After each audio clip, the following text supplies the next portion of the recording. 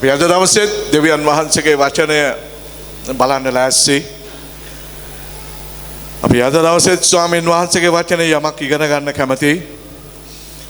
අපි নমස්කාර කළා වූ දෙවියන් වහන්සේගේ කැමැත්ත අපි නිරතුරු සොයමින් ඉන්නවා. අපි নমස්කාර කරන දෙවියන් වහන්සේගේ පිළිවෙල අපි නිරතුරු සොයමින් ඉන්නවා. අපිට පවතින සහ ජීවත් වෙන්න. බයිබලයේ ස්වාමීන් වහන්සේගේ වචනය තුල අපිට ප්‍රකාශ කරනවා දෙවියන් වහන්සේ නැතුව අපිට තනියම මුකුත් කරන්නවත් අපිට ඉදිරියට යන්නවත් බෑ කියලා. හලෙලූයා. ඒ නිසා අපිට අපේ ජීවිතේ ස්වාමීන් වහන්සේව දිනපතා නෙමේ නිතිපතා අවශ්‍යයි කියලා මම විශ්වාස කරනවා. දිනපතා නෙමේ නිතිපතා උන්වහන්සේව අපිට අවශ්‍යයි. අපි අද දවසේ ස්වාමීන් වහන්සේගේ වචනයෙන් යමක් බලන්න සූදානම්. මම උදෑසනේ කල්පනා කරුවා අපි ස්වාමීන් වහන්සේව අදහගත්තයින් පස්සේ එහෙම නැත්නම් අපි ස්වාමීන් වහන්සේට අපේ ජීවිතේ විවෘත කළයින් පස්සේ අපි ඉගෙන ගත්තා වූ අපි පෙර නොදුටු එමෙතන පෙර අපි නැසුවා වූ බොහෝ වචන ස්වාමීන් වහන්සේගේ වචනයත් එක්ක ස්වාමීන් වහන්සේගේ අභියසේ අපි ඉගෙනගෙන තිබෙනවා. මම උදෑසනෙත් අපේ සහෝදරයන් සහෝදරියන්ගෙන් අහපුවම ඔවුන් එක එක වචන අපිට බෙදා ගන්න උදව් කෙරුවා ස්වාමීන් වහන්සේගේ වචනය තුල.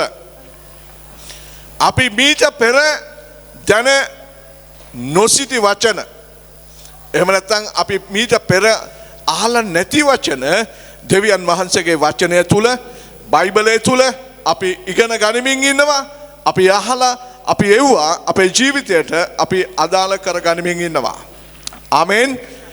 අද දවසෙත් මම කැමතියි ඔබව ස්වාමින් වහන්සේගේ වචනයෙන් යමක් වෙතට යොමු කරන්න. යොහන් සුභාරංචි පොතට අපි පෙරළමු 18 වෙනි පරිච්ඡේදයට.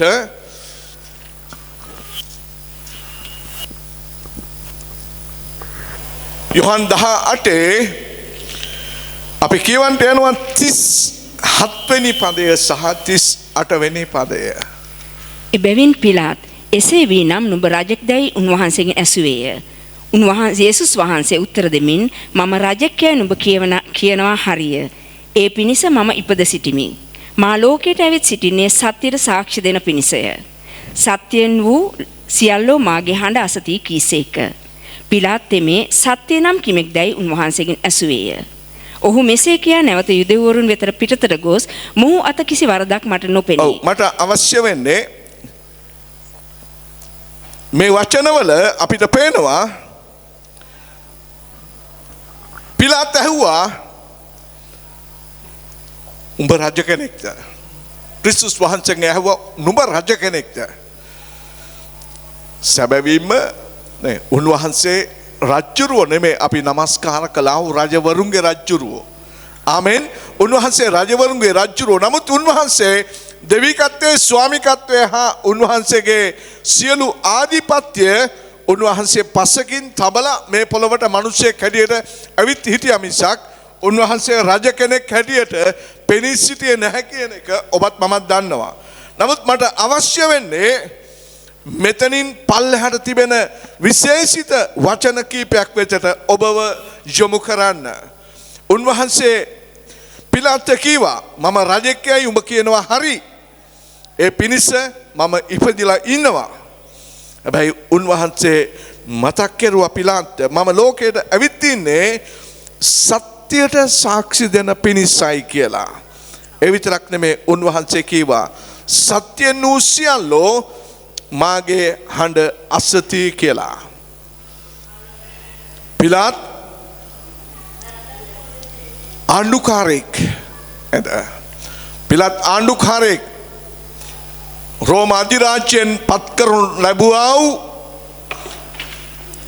ඊශ්‍රායල් දේශයේ ආණ්ඩුකාරයා. අපිට පේනවා ඔහු ආණ්ඩුකාරයා වුණත් ඔහු මෙතන ස්වාමින් වහන්සේගෙන් අහනවා සත්‍ය කියන්නේ මොකක්ද? මොකක්ද සත්‍ය? දැන් අද දවසේ මටත් අවශ්‍ය වෙන්නේ ඔබත් එක්ක බෙදා ගන්න මොකක්ද සත්‍ය?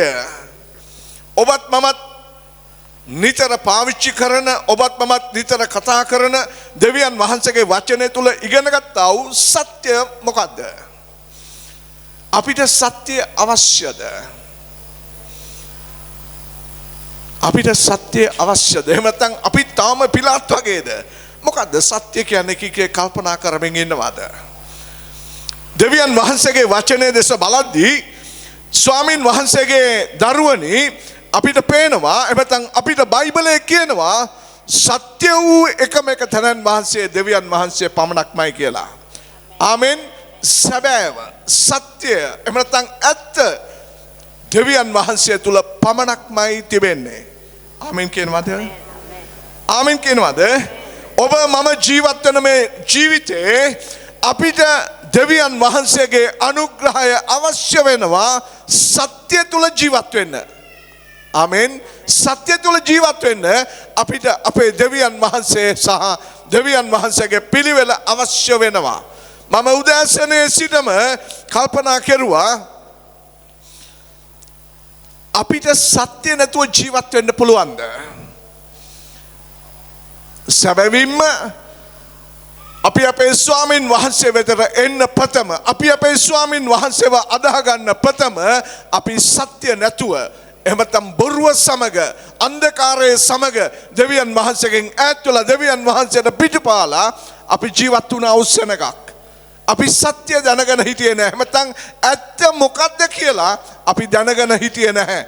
අපිට දැනගන්න මගක් තිබුණේ නැහැ. අපිට උගන්වන්න කෙනෙක් හිටියේ නැහැ. හිටියානම් උගන්න පොයත් සිටියේ අසත්‍ය තුල තමයි.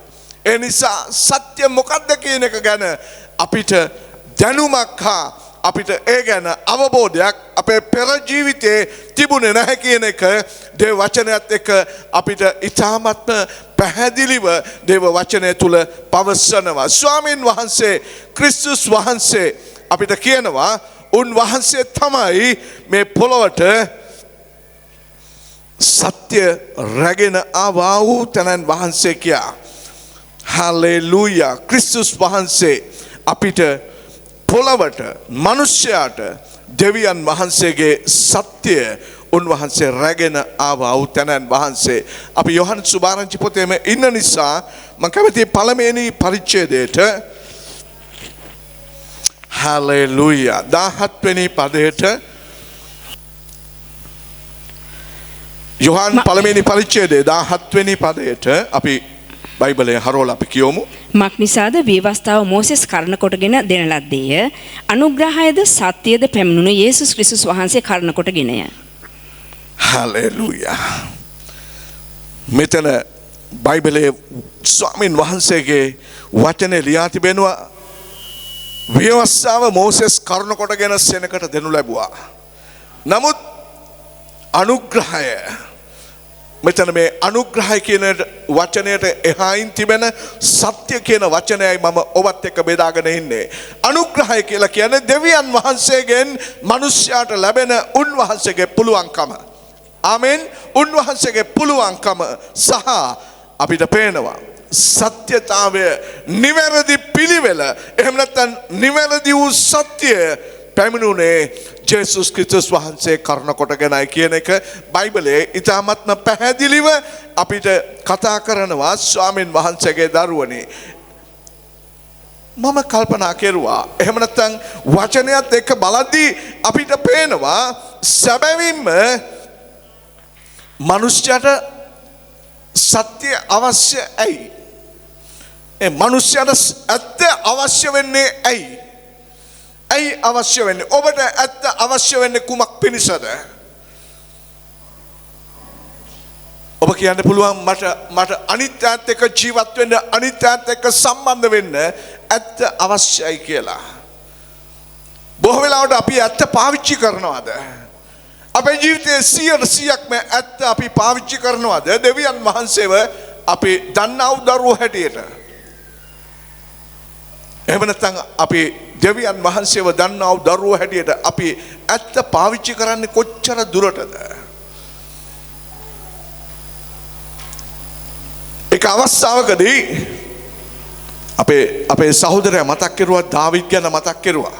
නේද? දාවිද් තමයි දෙවියන් වහන්සේගේ අභියසේ ස්වාමින් වහන්සේගේ වචනයත් එක්ක අපි බලද්දී පේනවා උන්වහන්සේ ඔහු ගැන හොඳ සහතිකලත් සාක්ෂියක් දුන්නා.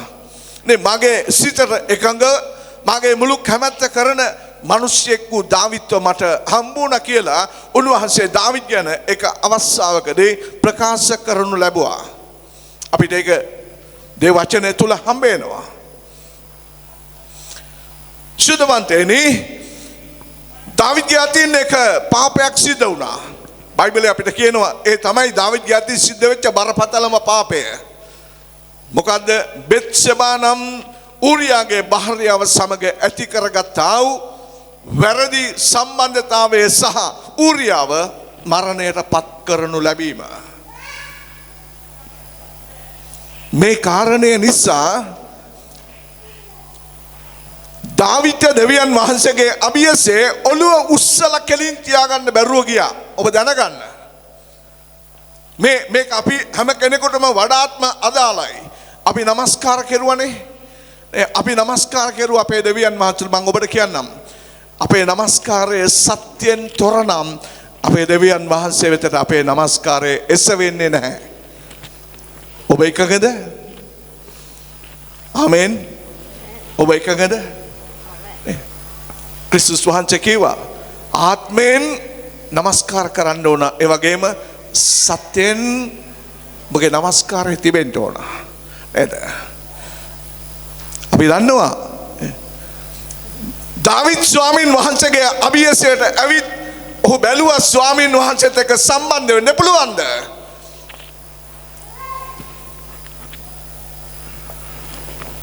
ඔහුට තේරුණා දෙවියන් වහන්සේ ඔහුත් එක්ක නැහැ කියලා.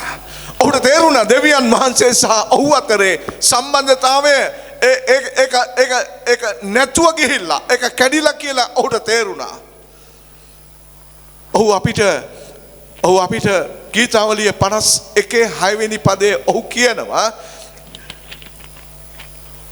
දෙවියන් වහන්සේ අපේ අතුලාන්තයේ ඇත්ත ගැන සොයා බලන දෙවියන් වහන්සේ කියලා. ආමෙන් කියමුද වචනේ පොඩක් 51යි 6.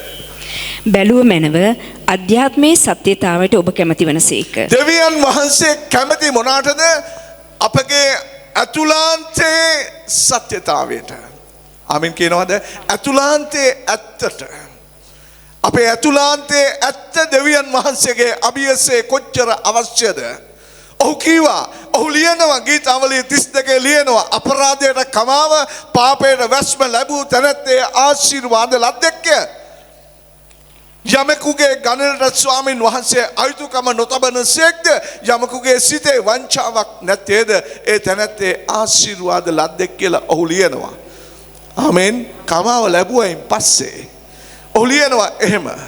සහ ඔහු කියනවා මම ස්වාමින් වහන්සේත් එක්ක සත්‍ය පවත්ත ගන්නේ නැතිව ඉන්නකොට මගේ ශරීරය ලොකු ගාවිනාවක ලොකු වේදනාවක තියෙනවා. ඒක පාපය කියලා ස්වාමින් වහන්සේගෙන් නිදහස් වෙන තුරුම මට කිසිම සහනයක් මා තුල නැහැ කියන එක ඔහු අපිට ගීතාවලිය 32 දිගටම ඔහු කතා කරගෙන යද්දී ඔහු කියනවා දෙවියන් වහන්සේගේ අභියසේ මම ඔබත් එක්ක මේ සත්‍ය කියන වචනය අරගෙන ආවේ ලෝකයේ තුල තිබුණේ සත්‍ය විතරයි දෙවියන් වහන්සේගේ දරුවනි. ආමෙන්.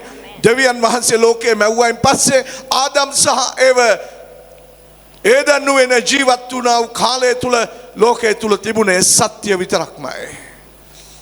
ආමෙන්. සත්‍ය විතරක්මයි ඇත්ත විතරක්මයි තිබුණේ.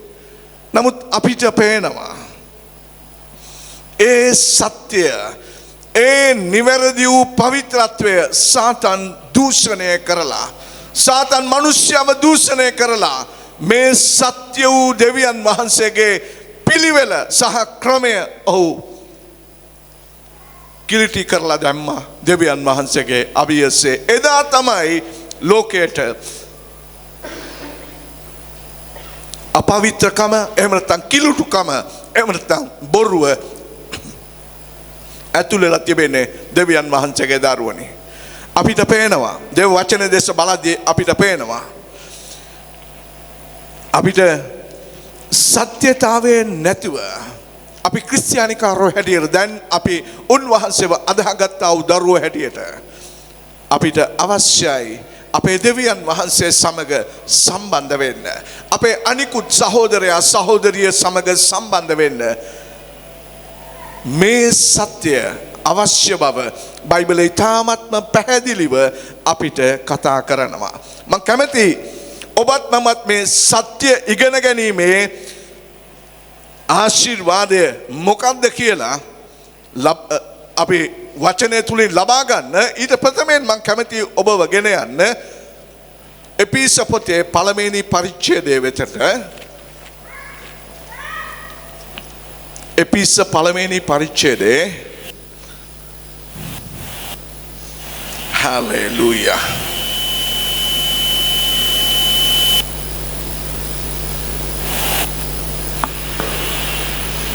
නමය 10 11 12 පොඩ්ඩක් පල්ලෙහාට 14 වෙනි පදයේ දක්වාම අපි පොඩ්ඩක් බලන්න යනවා. එසේ කළේ කාලවල සම්පූර්ණකමේ නියමයේ ලෙස ස්වර්ගෙහිද දේවල්ද පොළොවේහි දේවල්ද යන සියල්ල ක්‍රිස්තුස් වහන්සේ තුල ඒක රාශි කරන්නට තමන් වහන්සේ තුල අදහස් කළ තමන්ගේ ප්‍රසන්නකමේ හැටියට තමන්ගේ කැමැත්තේ රහස අපට දන්වා පෞල්තුමා මතක් කරනවා පළමුවෙන්ම දෙවියන් වහන්සේ සත්‍ය මේ ලෝකයට ගෙනාවා. එමෙතන සත්‍ය මේ ලෝකේ පිහිටුවා. සාතන් ඒක නැති කරනු ලැබුවා. දෙවියන් වහන්සේ සහ මිනිස්යා අතරේ දූෂ්‍යකමත් දෙවියන් වහන්සේ මිනිස්යා අතරේ වෙන්වීමත් සාතන් ඇති කරලා පැත්තකට වෙලා ඉදී දෙවියන් වහන්සේ මිනිස්යාව සදා කාලයටම අහක නොදමා දෙවියන් වහන්සේගේ අනුග්‍රහය උන්වහන්සේගේ කරුණාව උන්වහන්සේ මිනිස්යා වෙතට දක්වලා උන්වහන්සේ කැමති වුණා මොනා කරන්නද මෙතන අපේ සහෝදරිගේ කිව වචනය තුල අපිට පේනවා බලාගෙන හිටිය කාලයක් ඒ කාලය උන්වහන්සේ නියම කෙරුවා අහවල් කාලයේදී නැවත වාරයක් ස්වර්ගයේ දේවල් සහ පොළොවේ දේවල් මම එක්කහු කරන්ට යනවා. ආමීන් කියනවද? ආමීන් කියනවද? මතක තබා ගන්න. හොඳ වෙලාවට අපි මේ යුගයේ ඉපදිලා තියෙන්නේ. ආමෙන්. අපි ස්වාමීන් වහන්සේ මේ පොළොවට එන්න ඉස්සරලා එහෙම අපි ඉපදුනා නම් අපි ජීවත් වුණා නම් මම විශ්වාස කරනවා අපිට ස්වර්ගය ගැන හෝ දෙවියන් වහන්සේ ගැන හෝ තිබෙන බලාපොරොත්තු මොකුත්ම නැහැ කියන එක මට නම් සහතිකයක් තියෙනවා. මම දන්නේ ඕගොල්ලන්ට කොහොමද කියලා. මෙතන ස්වාමීන් වහන්සේ මතක් කරනවා උන්වහන්සේගේ සම්පූර්ණ කමේ නියමය ලෙස මෙතන පෞල්තුමා තුලින් දෙවියන් වහන්සේ සභාවට එළිදරව් කරනවා. මිනිස්සුන්ට දේව සෙනගට උන්වහන්සේ එළිදරව් කරනවා. මොනවද? කාලවල සම්පූර්ණ කමේ නියමය ලෙස නැවත වාරයක් ස්වර්ගෙහි දේවල් පොළොවේ දේවල් ඒක රාශි කරන්ට ක්‍රිස්තුස් වහන්සේ තුල අදහස් කළ උන්වහන්සේගේ ප්‍රසන්න කමේ හැටියට කියමු. අපට පහළ සිස්ටර් තමන්ගේ කැමැත්තේ රහස අපිට දැන්වලු. උන්වහන්සේ කැමැත්තෙන් ඉන්න බව උන්වහන්සේගේ රහස උන්වහන්සේගේ පිළිවෙල උන්වහන්සේගේ ක්‍රමය උන්වහන්සේ දක්වා ඇති දෙවියන් වහන්සේ. හලෙලූයා. මේක අපි දැනගත්තේ නැත්නම් මේක තවමත් සෙනග දන්නේ නැත්නම් මේ රහස මිනිස්සු තමුන්ගේ ජීවිතයට ලබා ගත්තේ නැත්නම් තවමත් ඉන්නේ කොහෙද? අර අන්ධකාරයේ දෙවියන් වහන්සේ ප්‍රතික්ෂේප කරනු ලැබුවා වූ ලෝකයේ තුල ජීවත් වෙමින් ඉන්නවා. හොඳ වෙලාවට දෙවියන් වහන්සේ අපිට මේ දේ එළිදරව් කර දීලා තියෙන්නේ. උන්වහන්සේව දැනගන්න. ආමෙන්. කුමක් කරන කොටකනද කියලා පොඩ්ඩක් පල්ලෙහාට අපි කියවගෙන ඇදී අපිට පේන්න වචනය තුල තිබෙනවා. 11 වෙනි පදයේ එසේය තමන්ගේ කැමැත්තේ මන්ත්‍රණය හැටියට සියල්ල සිද්ධ කරන්නා වූ තැනන් වහන්සේගේ නියමයේ ප්‍රකාරයට අපි පෙර නියම කරනු ලැබූ ක්‍රිස්තුස් වහන්සේ තුල උරුමයක් වී සිටිනවා. පෞල්තුමා කියනවා අනේ කොච්චර අනර්ගද දෙවියන් වහන්සේගේ මන්ත්‍රණය. ඒ මන්ත්‍රණය උන්වහන්සේගේ අභියසේ උන්වහන්සේ ලෑස්ති කරද්දී උන්වහන්සේ පෙරින්ම උන්වහන්සේ නියම කරලා තියෙනවලු නුඹලා අපි හැම කෙනෙක්ම ක්‍රිස්තුස් වහන්සේ තුල දෙවියන් වහන්සේට උරුමයක් වෙන්න. හලෙලූයා. හලෙලූයා. මම නිතරම කියන දෙයක් ශුද්ධවන්තයනි, ඔබ ගැලවී සිටින්නේ පුදුම දේව කරුණාවක් උන්වහන්සේ තුල ලබා ඇති නිසාමයි. ආමෙන්. ජීවිතේ කොච්චර දේවල් ලැබුණත්, ජීවිතේ කොච්චර ඔබ ඉහළට ගියත්, ඔබ කොච්චර සර්ව සම්පූර්ණ මිනිසෙක් හැටියට මේ පොළවේ ඔබ සඵලමත් වුණත්, ඔබ මතක තබා ගන්න. ඔබට දෙවියන් වහන්සේගේ කරුණාව ඔබ නැති කරගන්නේ නැතුව උන්වහන්සේත් එක්ක යන්න ඔබගේ ජීවිතයේ තදින් උන්වහන්සේව අල්ලගන්න. ඇයි ලොකු සැලසුමක් ඇතුවයි ඔබව ස්වාමීන් වහන්සේගේ අභියසේ උන්වහන්සේ තබා තිබෙන්නේ. තව කියමු. එසේ වුණේ ක්‍රිස්තුස් වහන්සේ තුල පළමුවෙන් බලාපොරොත්තු වුණා අප උන්වහන්සේගේ මහිමේ ප්‍රශංසාව සඳහා සිටින පිණිසය. හැම කෙනෙකුවම කැඳවලා තිබෙන්නේ ක්‍රිස්තුස් වහන්සේගේ මහිමේ ප්‍රශංසාව සඳහායි. ආමෙන්. අපේ ගෞරවය පිණිස නෙමෙයි, ක්‍රිස්තුස් වහන්සේගේ මහිමේ ගෞරවය පිණිස උන්වහන්සේ කැඳවලා තිබෙනවා කියන එකත් පෞල්තුමා මතක් කරනවා.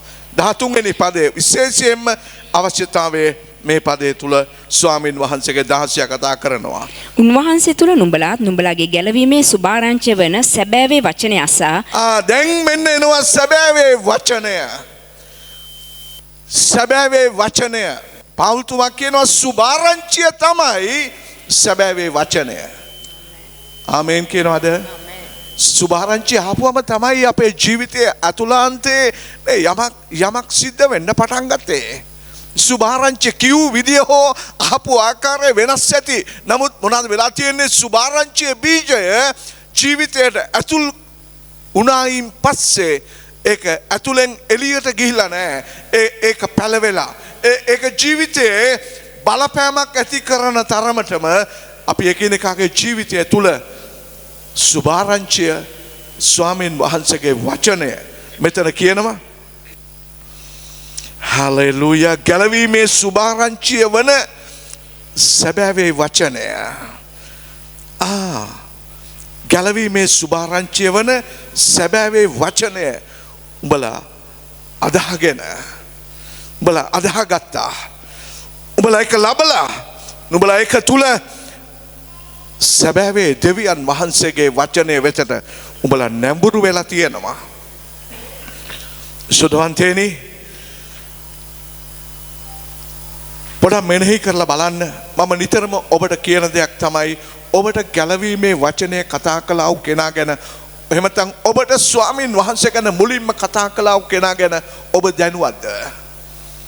ඔබ දැනුවත්ද? අනේ ඔව්, එයා තමයි මට කතා කළේ කියලා. ඔබ තවත් කෙනෙකුට සුභාරංචිය කතා කරලා තියෙනවද? ඔබ දැසට නුදුටුවට කමක් නැහැ ඔවුන්ගේ හෝ ඒ අයගේ ගැලවීම. නමුත් ඔබ කතා කරන වචනය මතක තබා ගන්න. ඔබ කතා කරන්නේ මෙතන අපි කීවා වූ සැබෑවේ වචනය තමයි සුභාරංචිය තුල තියෙන්නේ. ආමෙන්. සැබෑවේ වචනය, සත්‍යතාවේ වචනය. ඒ වචනය තුල මොනවද වෙන්න යන්නේ? ඒ වචනය අහලා මිනිස්සු ස්වාමීන් වහන්සේ වෙතට ඔවුන්ගේ ජීවිතය හරවලා උන්වහන්සේගේ මහිමේ ප්‍රශංසාව සඳහා වූ දෙවියන් වහන්සේට හිමි වූ වස්තුවේ මිදීම පිණිස බලන්න කොච්චර වටිනාකමක් ගැලවීම ලැබූ කෙනෙකුට මේ සත්‍යතාවය අදහා ගැනීම කරන කොටගෙන දෙවියන් වහන්සේ ලබා දීලා තිබෙනවාද? ඔබට මට දීලා තිබෙන වටිනාකම අපි කවුරුත් කැමති රටේ නායකයින් එක්ක ජනාධිපති වේවා අගමැති වේවා මං කිව්වේ ලංකාවේ නෙමෙයි නේ උසස් නායකයොත් එක්ක ඉන්න මිනිස්සු කැමති නේද? පිළිගත් නායකයොත් එක්ක ඉන්න මිනිස්සු කැමති. නමුත් මිනිස්සු කැමතිද තමුන්ගේ ජීවමාන දෙවියන් වහන්සේත් එක්ක හිට ගන්න? උන්වහන්සේ මගේ දෙවියන් වහන්සේ කියලා කියන්න. උන්වහන්සේ මගේ රජුරුවන් වහන්සේ කියලා කියන්න. මිනිස්සු කැමතිද? තවමත් හුඟක් අය උන්වහන්සේ තුල මේ සත්‍යතාවය තේරුම් අරගෙන නැහැ දෙවියන් වහන්සේගේ දරුවනි. මෙතන පාවුල්තුමා ලියනවා අපි උන්වහන්සේගේ වචනය අහලා සැබෑවේ වචනය අහලා ක්‍රිස්තුස් වහන්සේ කෙරෙහි අදහගෙන උන්වහන්සේගේ මහිමේ ප්‍රශංසාව සඳහා දෙවියන් වහන්සේට හිමි වූ වස්තුවක මිදීමක් බලන්න දීලා තිබෙන වටිනාකම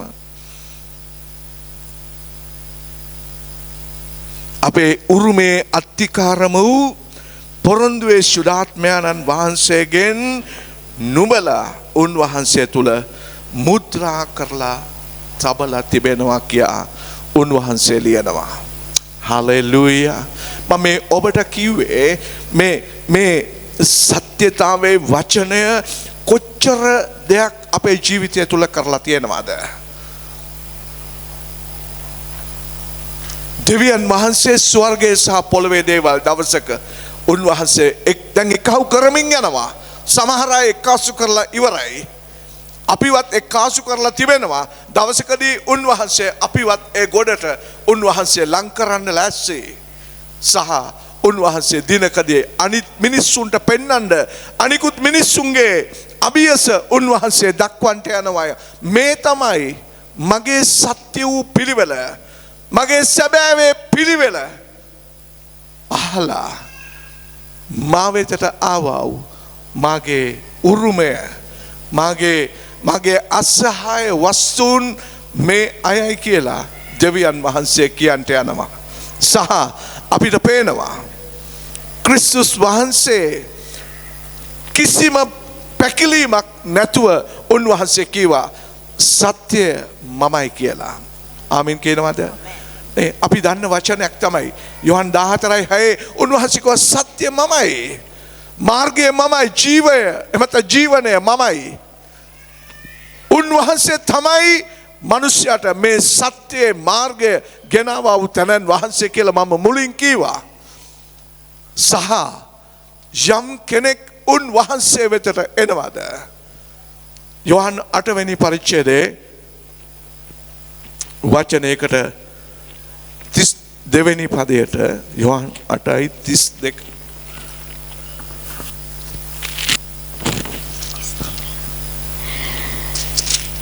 සැබෑවද නුඹලා සැබෑව දැනගන්නව ඇත. ක්‍රිස්තුස් වහන්සේ අදහගත් 31යි 32යි දෙකම කියමු. එබැවින් යේසුස් වහන්සේ තමන්ව අදහගත් යුදෙවරුන්ට කියනසේක් නුඹලා මාගේ වචනේ පවතිනවා නම් සැබෑවට නුඹලා මාගේ ගෝලයෝය. නුඹලා සැබෑව දැනගන්නව ඇත. සැබෑවද නුඹලා නිදහස් කරන්නේ යයි කීසේක. ක්‍රිස්තුස් වහන්සේ වචන කතා කරද්දී උන්වහන්සේ මිනිස්සුන්ට උගන්වද්දී උන්වහන්සේ කෙරෙහි මිනිස්සු අදහගත්තා. ඔබ දැනගන්න මිනිස්සු ගැලවෙන්න තිබෙන එකම මාර්ගය දේව වචනේ විතරක්මයි. මේ දේව වචනේ අනිත්‍යයට දේශනා කරන්න අනිත්‍යයට කියන්න කියලා කියන්නේ ඇයි ඒ වචනේ තුලින් විතරක්ම තමයි මිනිස්සු ගැලවෙන්නේ. ආමෙන්. වචනේ තුලින් විතරක්මයි ගැලවෙන්නේ. නැත්තම් වෙන මොකුත් නැහැ. මට මතකයි එක දවසක ලංකාවේ දේව මෙහෙයක් ඉවරලා අපි ගෙදර යමින් ඉද්දී එක මහතෙක් පත්‍රිකාවක් බෙදමින් ඉන්නවා.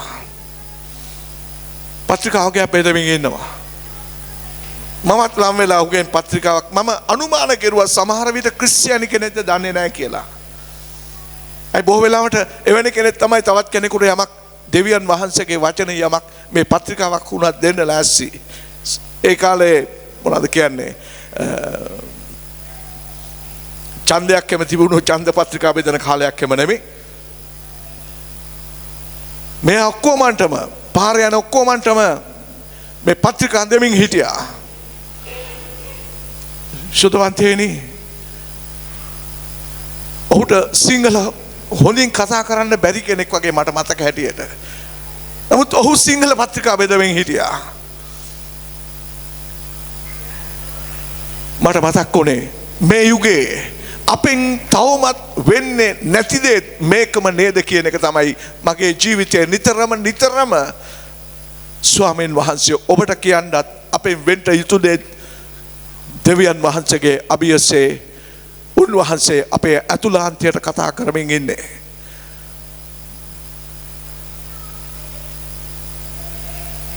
අපි කතා කරන වචනය තුල මිනිස්යන්ගේ ගැලවීමට අවශ්‍ය කරන පණිවුඩය තියෙනවා දෙවියන් වහන්සේගේ ශුද්ධවන්තේනි. බිය හැක නැතුව කියන්න මිනිසෙකුගේ ජීවිතයට බලපෑමක් ඇති කරන්න පුළුවන් ක්‍රිස්තුස් වහන්සේට විතරක්මයි උන්වහන්සේගේ වචනයට විතරක්මයි කියලා. ආමෙන්. බිය නැතුව කියන්න. ප්‍රේමය ගැන විතරක්ම නෙමෙයි කියන්න. උදහසේ ගින්නක් එන්ට යනවා. භයානක ගින්නක් එන්ට යනවා. ලෝකේ ඊටමත් පැහැදිලිව අපිට පේනවා. කැකෑරමින් තිබෙනවා. භයානක අවසානයකට ලං වෙමින් තිබෙනවා. යම් ආයතන යම් කොහොමද කියන්නේ සමාගම් යම් දේවල් ලෝකේ බලවත් ජාතිනේ කාහු වෙලා ඔවුන් පිළියෙල කරගනී මේ ලෝකයේ යහපත්ව තිබෙන විදියට පාලනය වෙන්න. නමුත් ඒ කිසිම දෙයකට මේ කඩා වැටෙන ලෝකයේ මේ විනාශයට යන ලෝකයේ විනාශක తত্ত্বය වළක්වන්න බෑ කියන එක මම විශ්වාස කරනවා. ඔබත් මමත් දන්නවා. ආමෙන්. ඔබත් මමත් දන්නවා.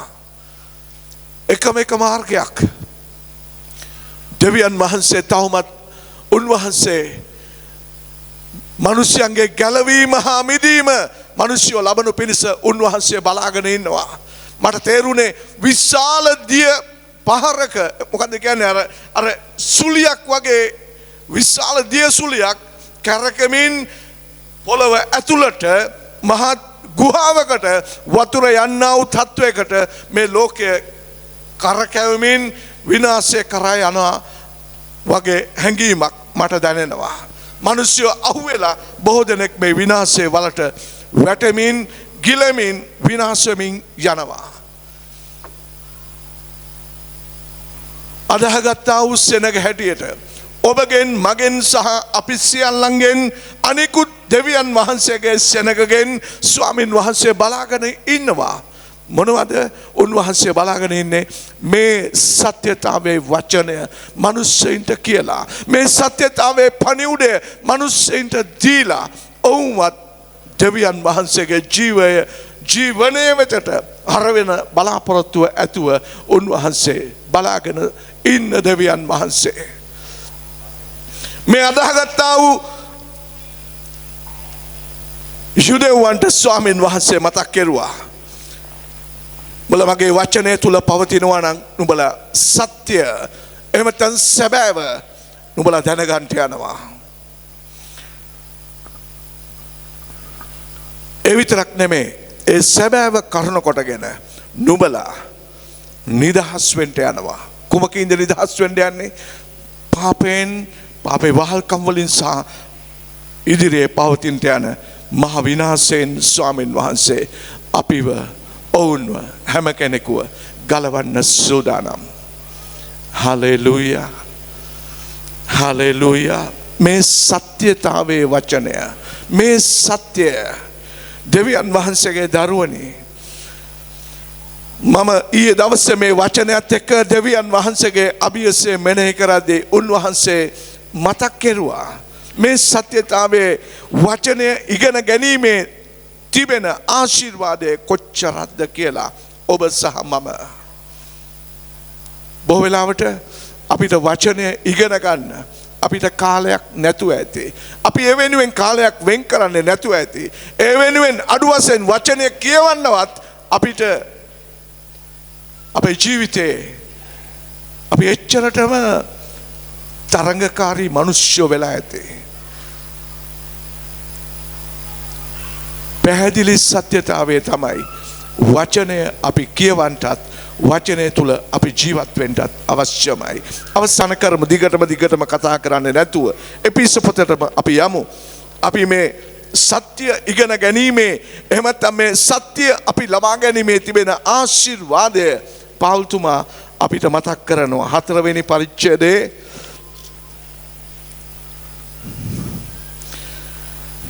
අපි 17 වෙනි පදයේ සිට පොඩ්ඩක් පල්ලෙහාට කියන්ට යනවා. එබැවින් අන්‍ය ජාතීන් තමුන්ගේ සිත්වල නිෂ්ඵලකමින් හැසිරෙන්නාක් මෙන් නුඹලා තවත් නොහැසිරලා යයි ස්වාමින් වහන්සේ තුල සාක්ෂි දෙමින් කියමි. ඔහු තමුන්ගේ තේරුම් ගැනීමෙන් අඳුරුව තමුන් තුල ඇත්තව අඥානකම නිසාද තමුන්ගේ සිත් දැඩවීම නිසාද දෙවියන් වහන්සේ කෙරෙන් වූ ජීවනයට විදේශීව සිටිති. ඔහු හැඟි පොඩක් අපි බලමු පාල්තුමා ලියනවා එපීසියස් සුදවන්තයන්ට. මොකද්ද?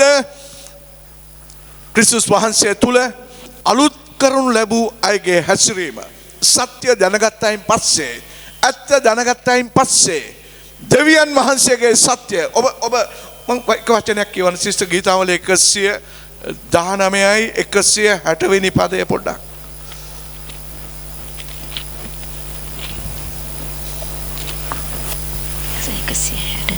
ඔබගේ වචනේ මුළු අදහස නම් සත්‍යය. දාවිත් අපිට කතා කරලා කියනවා දෙවියන් වහන්සේගේ වචනේ මුළු අදහස. පැහැදිලිද? ඒ කියන්නේ උත්පත්ති පොතේ ඉඳලා එළිදලා පොත දක්වා දෙවියන් වහන්සේ දීලා තිබෙන දේව වචනේ මුළු සත්‍යතාවේ අදහස තමයි එතන උන්වහන්සේ ඇතුළත් කරලා තියෙන්නේ. මොකද්ද? දෙවියන් වහන්සේගේ වචනේ මුළු අදහස සත්‍යයි. සැබෑවයි. උන්වහන්සේ ඇතුළත් කරලා තියෙනවා. ඔබ සහ මම මේ වචන කියවන්න ඕන කියලා කිව්වේ ඒකයි. මේ වචනය අපි ලබා ගත්තයින් පස්සේ ක්‍රිස්තුස් වහන්සේ තුලින් අපි ගැලවීම ලැබුවයින් පස්සේ එහෙම නැත්නම් සුභාරංචිය අපි අහලා අපි ගැලවීම ලැබුවයින් පස්සේ අපේ හැසිරීම ගැන එහෙම නැත්නම් පාල්තුමා අපිට මතක් කරනවා එවැනි අයගේ පැවැත්ම ගැන බයිබලේ මොනවද අපිට කියන්නේ කියලා. අපේ සහෝදරී මතක් කරුවා අපි 4:17 අන්‍ය ජාතීන් කියලා අදහස් කරුවේ අදහ නොගත්තා වූ හැම කෙනෙක්ම. එහෙම නැතුව ඊශ්‍රායල් නොවන අය නෙමේ ක්‍රිස්තුස් වහන්සේව අදහ නොගත්තා වූ හැම කෙනෙක්ම දෙවියන් වහන්සේ ඉස්සරහ අපිට දැන් අන්‍ය ජාතීන්. එදා ඊශ්‍රායල් සහ අන්‍ය ජාතීන් හැටියට දෙවියන් වහන්සේ මුලින් වෙන් කරලා තිබුණා. නමුත් ක්‍රිස්තුස් වහන්සේ කරුණ කොටගෙන දැන් උන්වහන්සේ ඊශ්‍රායල් සහ අදහගත්තා වූ සෙනග එක පවුලක එක දරුවෝ හැටියටත් අදහ නොගත්තා වූ හැම කෙනෙක්ම අන්‍ය ජාතික සෙනගක් හැටියටත් දෙවියන් වහන්සේ ලෑස්ති කරලා තිබෙනවා. එමෙතන දෙවියන් වහන්සේ සඳහන් කරනවා. මෙතන ස්වාමීන් වහන්සේගේ දාස්‍ය මතක් කරනවා. මේ අලුත් හැසිරීම ක්‍රිස්තුස් වහන්සේගේ දරුවන්ගේ ජීවිතයේ තිබෙන්න ඕනේ කොයි ආකාරයෙන්ද? තමුන්ගේ සිත්වල නිෂ්ඵල කමින් හැසිරෙන්නේ නැතුව අන්‍ය ජාතීන් එහෙම හැසිරුණත් නුඹලා හැසිරෙන්නේ නැතුව ස්වාමීන් වහන්සේ තුල ඔහු සාක්ෂි දෙමින් ඔහු පවසන්නා වූ වචන කීපයක් තමයි පල්ලහැ තවදුරටත් විස්තර කරන්නේ. 18 වෙනි පදේ ඔහු අපේ සහෝදරි පොඩක් කියන්න 18. ඔහු තමුන්ගේ තේරුම් ගැනීමෙන් අඳුරුව දෙවියන් වහන්සේගේ දේ තේරෙන්නේ නැහැ. ඔබ දන්නවද? දෙවියන් වහන්සේගේ දේ තේරෙන්නේ නැහැ මිනිස්සුන්ට. ඇයි ඒ තේරෙන්නේ නැත්තේ? මේ සත්‍ය නෙමෙයි ජීවිතය තුල තිබෙන්නේ බොරුව. මිනිස්සු කෙලින්ම කියනවා ඔය මාතෘකාව නැතුව වෙන මොන හරි කතා කරන්න. ඒ කියනවනේ කෙලින්ම කියන ඔය මාතෘකාව එපා. චුට්ටක් කල්පනා කරලා බලන්න කොච්චර මිනිස්සුම අන්ධ කරලාද තියෙන්නේ. එහෙම කියපු ගාම අපි හිතනවා මම එහෙනම් නිදහස් එයාට සුභාරංචි කියන්නේ නැහැ. අපි කියන්න ඕන. එකම විකල්පය බොරුවට තිබෙන එකම විකල්පය අසත්‍යයට තිබෙන එකම විකල්පය සත්‍ය විතරක්මයි. මේ විදුලිය නිමුවත් මෙතන අන්ධකාර වෙනවමයි. හැබැයි විදුලිය පත් වෙච්ච ගමන්ම අන්ධකාරය නැතුව යනවමයි. ආමෙන් ආමෙන්. ශුද්ධවන්තේනි පෞල්තුමා කියනවා උඹලා තවත් අන්‍ය ජාතීන් වගේ සිත්වල නිෂ්ඵලකමින් හැසිරෙන්න එපා. ඒ මිනිස්සු තේරුම් ගැනීමෙන් අඳුරුව තේරෙන්නේ නැහැ දෙවියන් වහන්සේගේ දේවල්. නේ තේරෙන්නේ නැහැ. කොහොමද තේරෙන්නේ? නේද? ක්‍රිස්තුස් වහන්සේ නිකඩෙමුස්ට කිව්වා හුළඟ කැමති විදිහට කැමති තැන් වලට ගන්නවා. ඒකේ සද්ද එහාට යනවා මෙහාට යනවා උඹට ඇහෙනවා. හැබැයි උඹ දන්නේ කොහෙන් එනවද කොහේ යනවද කියලා. නේ ඔබ දන්නේ නැහනේ. අන්න ඒ වගේ තමයි දෙවියන් වහන්සේගෙන් ඉපදී සිටින දෙවියන් වහන්සේගේ දරුවෝ කියලාත් උන්වහන්සේ නිකඩේමුස්ට මතක් කෙරුවා. ආමෙන්. නිකඩේමුස් ආත්මික නායකයෙක් කියාගත්තා වූ කෙනෙක්. හොඳට මතක තබා ගන්න. ඒ හින්දා දෙවියන් වහන්සේගේ වචනය තුල අපිට පාවුල්තුමා කියනවා විශේෂයෙන්ම ඔවුන් තේරුම් ගැනීමෙන් අඳුරුව තමුන්ගේ ඇත්තා වූ මෝඩකම නිසාද අන්ධකාරයත් එක්ක මොනවද ඇවිත් තිබෙන්නේ? මෝඩකම ඇවිත් තිබෙනවා. අඥානකම ඇවිත් තිබෙනවා. තා මොකක්ද සිස්ටර් කියන්නේ? තමුන්ගේ සිත් දැඩවීම නිසාද? සිත් දැඩවීම. ඒකයි අර කියන්නේ. ඔය මාතෘකාව එපා. අන්නවද? අවශ්‍යම කරන දේ එපා. ආගමක් හැටියට නේ කොහොමද කියන්නේ? සිරිත් විරිත් චාරිත්‍ර හැටියට කොච්චර ආගමික දේවල් පවත්වනවද? දන ගහගෙන සමහර විට පාද නමස්කාරය යනවා වෙන්න පුළුවන්. නේද? පොඩක් කල්පනා කරලා බලන්න ආත්මික දේවල්ට කොච්චර ඔවුන්ගේ ජීවිතේ බැතියක් තියෙනවා කියලා ඔවුන් පෙන්වන්න යනවද? වැඩියෙන්ම කෙලින්ම කියනවා. ඔගොල්ලෝ කියන දෙවියන් වහන්සේව තමයි බොයලාට අපිත් අදහන්නේ කියලාත් අපිට මිනිස්සු කියනවා. ඉතින් මම මෙහෙම ඔබට කියන්නේ තවත් කණ්ඩායමක් සුළු කරන්න නෙමෙයි. අපිත් ඒ ගොඩේ හිටියා උස්සනක. අපිත් ඒ මඩවලේ බහලා හිටියා උස්සනක. ස්වාමීන් වහන්සේ කියනවා පාවුල්තුමා තුලින් ඔවුන් තුල තිබෙන අඥානකම ඔවුන්ගේ සිත් දැඩවීම නිසා දෙවියන් වහන්සේ කෙරෙන් වූ පිළිවෙලට ජීවනයට ඔවුන් කොහොමද කියන්නේ විදේශිකයෝ වගේ ඔවුන් හැසිරෙනවා. තව පොඩ්ඩක් පහළට යමු. ඔහු හැඟීමක් නැතුව සියලු අපවිත්‍රකම් ගිජු ලෙස කරන පිණිස සල්ලාලකමට බාර වුණෝය. මතක තබා ගන්න. මේ වචනේ ප්‍රකාරයටම ඔහු හැඟීමක් නැතුව සියලු අපවිත්‍රකම් ගිජු ලෙස කරනු පිණිස සල්ලාලකමට බාර වුණා නෙමේ. ඔවුන්ගේ ජීවිත ඉබේම එතනට පත් වෙලා. ඉබේම පත් වෙලා. ඇයි අර කතාවක් තියෙනවා ගහේ කටු උල් කරන්න අවශ්‍ය වෙන්නේ නැහැ කියලා. ඒ වගේ පෞකාර දෙමෝපියන්ගෙන් ඉපදුනා වූ පෞකාර දරුවෝ හැටියට අපි හැම කෙනෙක්ම එවැනි තත්ත්වයේ තමයි. මිනිස්සු හැම කෙනෙක්ම ඒ තත්ත්වයේ තමයි ජීවත් වෙන්නේ. ආගම කුමක් වුවත්, ඇදහිලි ක්‍රමය කුමක් වුවත්, ඔවුන් හැම කෙනෙක්ම ඒ තුල ජීවත් වෙනවා.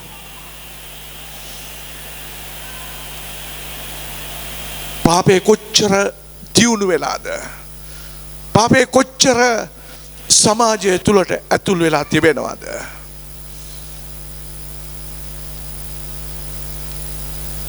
සමහර දේවල්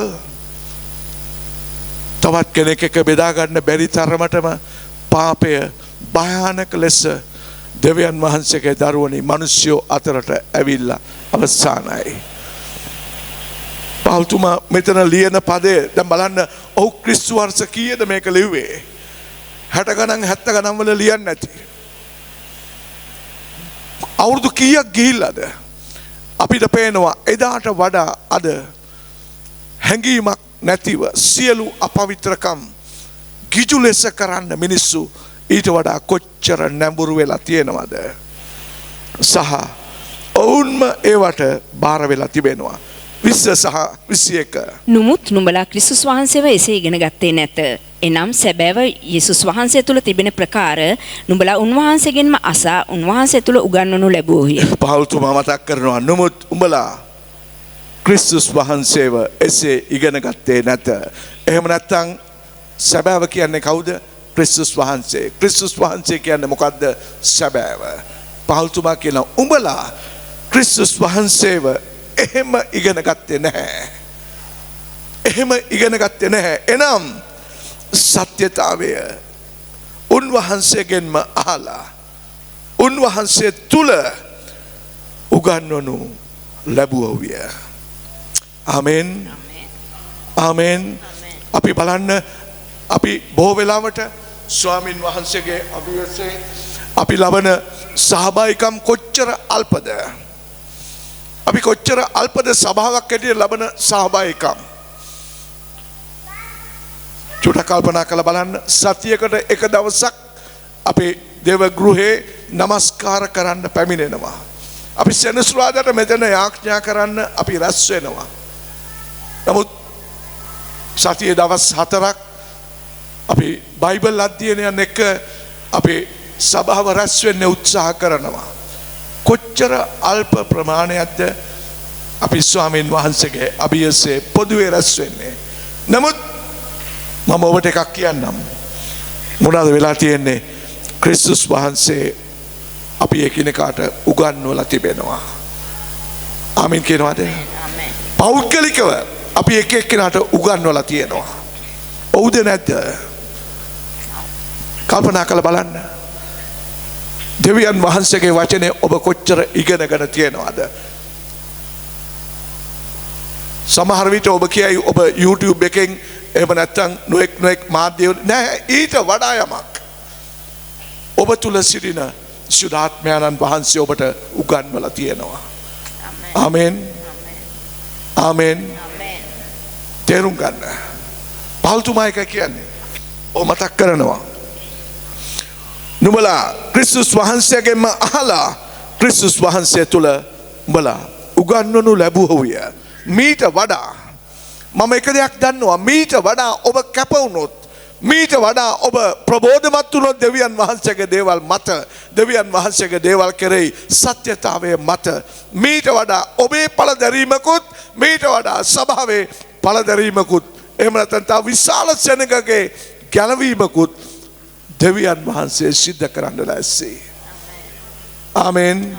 මේ මැද ගහලා තියෙන ඔය මම විශ්වාස කරන ඔය තිරේ අකුලලා කෙරෝට යනකම්ම පුඩු දාලා පුරවන්න බැරි තරම් සෙනගක් දෙවියන් වහන්සේ ගෙනෙන්න ලෑස්ති. ආමෙන්. ආමෙන්. හැබැයි දෙවියන් වහන්සේ බලහත්කාරයෙන් ගෙන්නේ. මේක හොඳට මතක තියාගන්න. පැහැදිලිද? ක්‍රිස්තුස් වහන්සේ කුර්සියේ මැරුණා කියලා එක එකාගේ නේ ජීවිතවලට ගගහා ගිහිල්ලා කියන්නේ නැහැ. උන්වහන්සේ මම මැරුණා ගැලවෙන්නේ නැද්ද බං කියලා. පැහැදිලිද? හැබැයි උන්වහන්සේ ඔබව ගලවලා ඔබ තුලින් උන්වහන්සේ බලාපොරොත්තු වෙනවා. අනිකුත් අන්ධකාරයේ වෙසෙන මිනිස්සෙට මේ පණිවුඩය ඔබෙන් ගෙන යන්න. ආමෙන්. ආමෙන්. ආමෙන්. ඔබ පිළිගන්න. ඔබ උන්වහන්සේගේ සේවය කරන්න නම් ඔබ උන්වහන්සේ තුල මීට වඩා සවිමත් වෙන්න ඕන. ඔබ හිතන්නේ සේවය කියලා අදහස් කරන්නේ මෙතන මේ ඉස්රායමක් පොඩ්ඩක් කරන්න නම් ඔබ අන්තිම අඥාන කෙනෙක් හැටියට මම දකිනවා.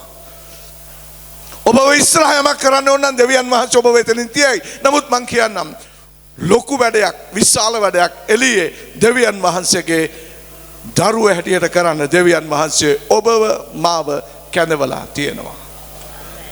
ආමෙන් කියනත් අමාරුයි නේද? නේද? ආමෙන් කියනත් අමාරුද ඔබට? නේ. මතක තබා ගන්න මේක ඔබගේ සේවය.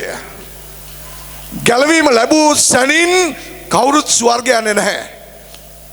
පැහැදිලිද? එහෙම යන්න ගියා අර ක්‍රිස්තුස් වහන්සේත් එක්ක කුර්සිය අනගහලා හිටපු එක්කෙනා වගේ කෙන්ඩ කපලා මරලා දැම්මා නම් ඔන්න ඒ වෙලාව යනවා. එහෙම කවුරුවක්වත් මෙතන කෙන්ඩ කපලා මරන්න කාවක්වත් කුරුසිපත් කළා නැහැ. අපි හැම කෙනෙක්ම දෙවියන් වහන්සේගේ දේ කළ යුතුවම තියෙනවා. ආමෙන්. ඔබ නොකෙරුවොත් මගේ වැඩ මගේ දේවල් එක්ක මට වෙලා නැහැ කියලා කිව්වොත් ස්වාමින් වහන්සේ ආයි මොනවද මම වෙනුවෙන් කෙරුවේ? ඔබ මොනවද කියන්නේ යන්නේ?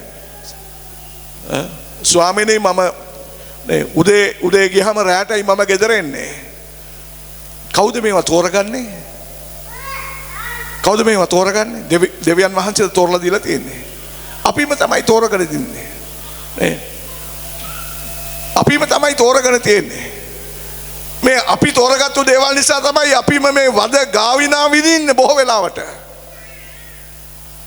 හැබැයි අනිත් පැත්ත මතක තබා ගන්න. දෙවියන් වහන්සේ ඔබව කැඳවලා තිබෙන්නේ බර උස්සගෙන අමාරුකම යන්න නෙමෙයි. උන්වහන්සේ ඔබව ජීවත් කරන්නත් ඔබගේ සියලු කාරණා සම්බන්ධවත් උන්වහන්සේ විශ්වාසවන්ත දෙවියන් වහන්සේ. ආමෙන්. අපි දෙවියන් වහන්සේගේ දේවල් කරන මිනිස්සු වෙමු. අපි ස්වාමින් වහන්සේගේ දේ කරන මිනිස්සු වෙමු. ඇයි ඒ මෙතන අපිට කියනවා අපි ක්‍රිස්තුස් වහන්සේව ඉගෙන ගත්තා.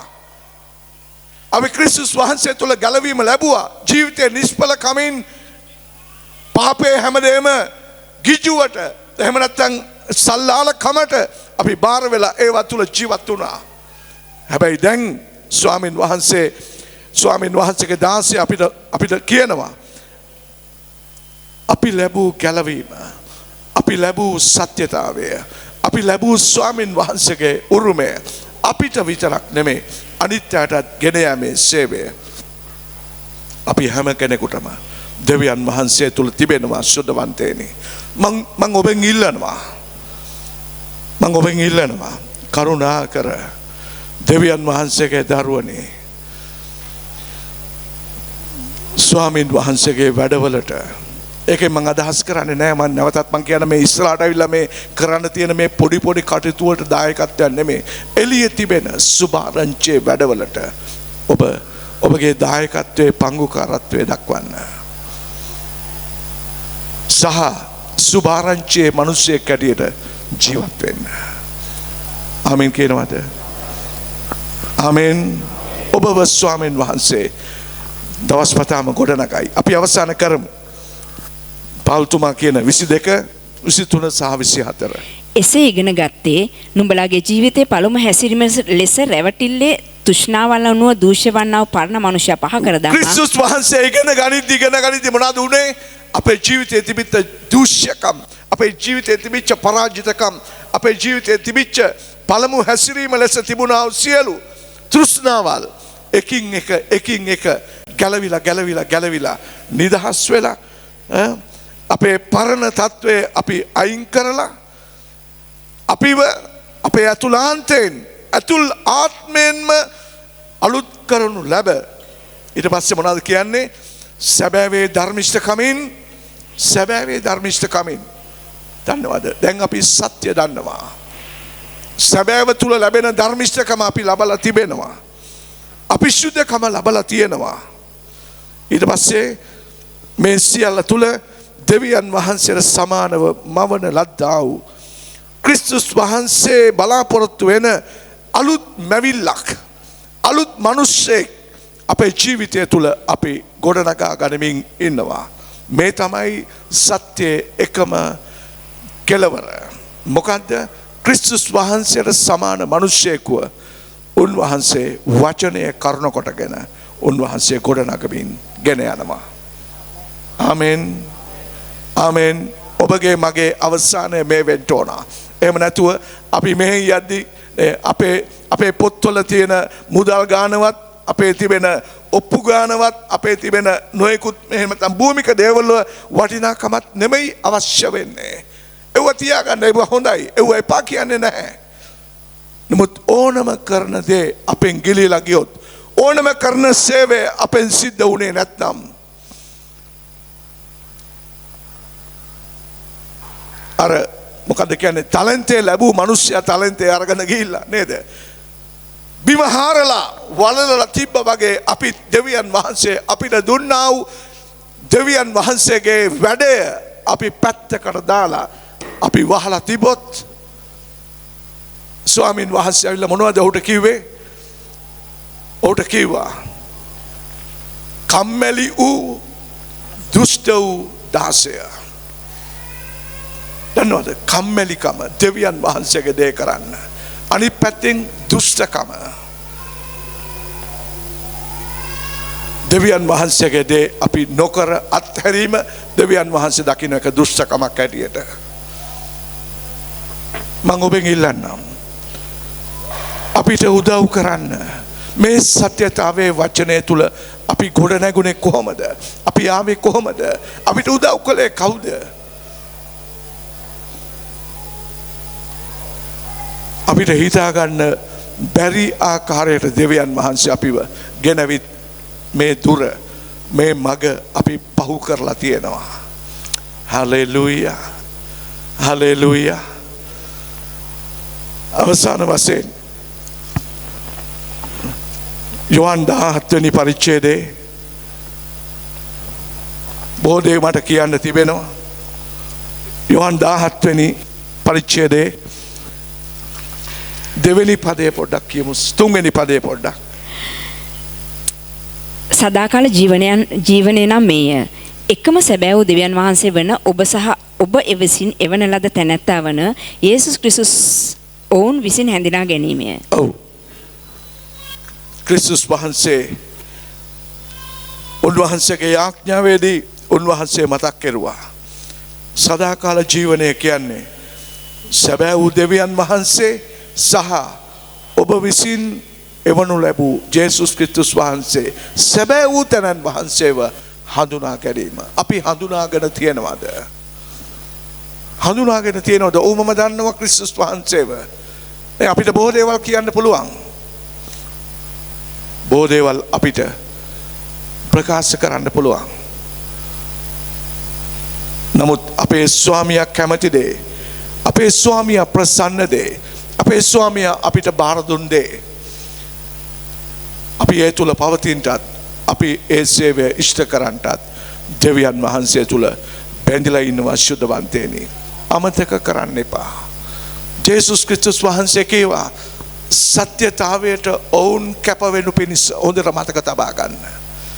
සත්‍යතාවයට ඔවුන් කැපවෙනු පිණිස. ඒ කියන්නේ සත්‍ය තුල ඇත්ත තුල ඔවුන් ජීවත් වෙන්න ඔවුන් ඒ වෙනුවෙන් කැපවෙනු පිණිස මම මාව කැප කරනවා කියලා. මේ අපි කීවා මේ යොහන් 17 වෙනි පරිච්ඡේදයේ පල්ලෙහාට කියවගෙන යද්දී අපිට හම්බ වෙනවා.